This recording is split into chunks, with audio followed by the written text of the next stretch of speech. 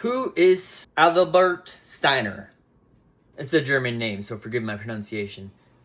He is captain of the Pluto Guard in Final Fantasy IX. I wanted to go over our friend Steiner first.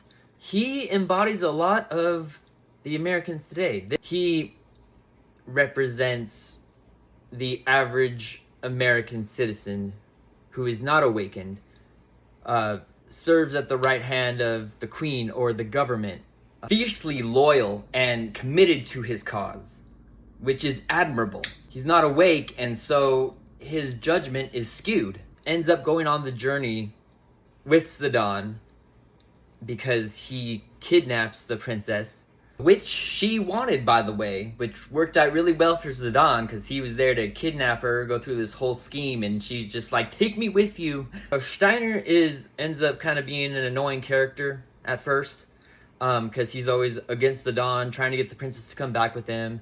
He's duty bound to protect the princess, so he has to stay with her.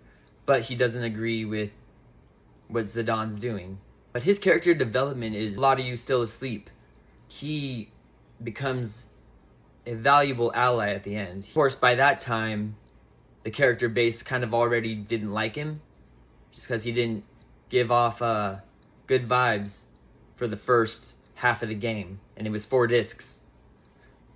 But his story is really good. He has this female knight that he is alongside named Beatrice, and she is also asleep, but they both awaken together, and it is a very, very great representation of the divine masculine and divine feminine. I don't know what the creators intended. The princess decides on her own, finally, to go back to the castle, a quarter of the way through the game. Steiner takes her back. While they're on their way back, she sends these black mage assassins after her to try and, kidnap her by force, kill the companion she's with. Steiner still, even seeing all of this, oh, the queen couldn't have done this, there was no way the queen would have ordered this, when they say straight up they come from the kingdom of Alexandria, which is where the queen is queen of.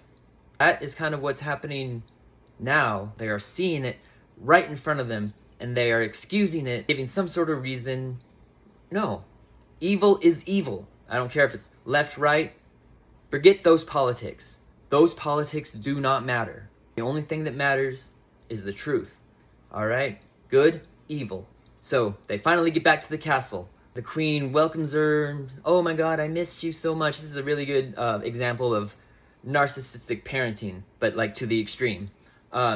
She coddles her, says welcome home, tries to get her to, come back on her own by manipulation and a little bit of guilt tactics, but that doesn't work. So she resorts to getting another person to knock her out, who is Kuja, by the way. I can go over him in another video.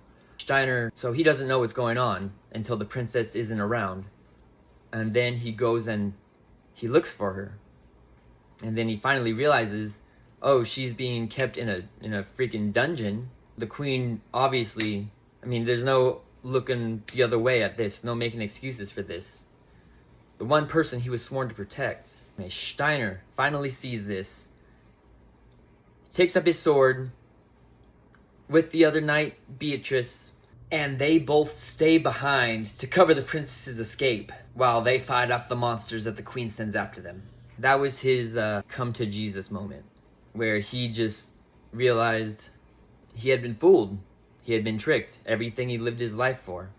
The honorable thing to do would be to go out fighting against that very same system that lied to them, that gave him a duty that he followed to his very core, and it turned out to be wrong. Now, a lot of people, they get so upset. Oh my god, I was so wrong. Woe is me, woe is me. No, not woe is you. Now, you do what Steiner did. You realize what you've done wrong, and you freaking take action. You take action against the system like the rest of us who understand that they don't want to give their energy or their time to a system that is full of distractions and darkness just keeps you in low vibration. If you let it, the world is going in a very interesting way. And it's going to take all of us, like I said, a thief, a princess, an honorable, courageous, steadfast knight. Everything is an allegory for the human condition. Every character is written for someone. Thank you for watching Warriors of Light. I love you. Have an awesome day.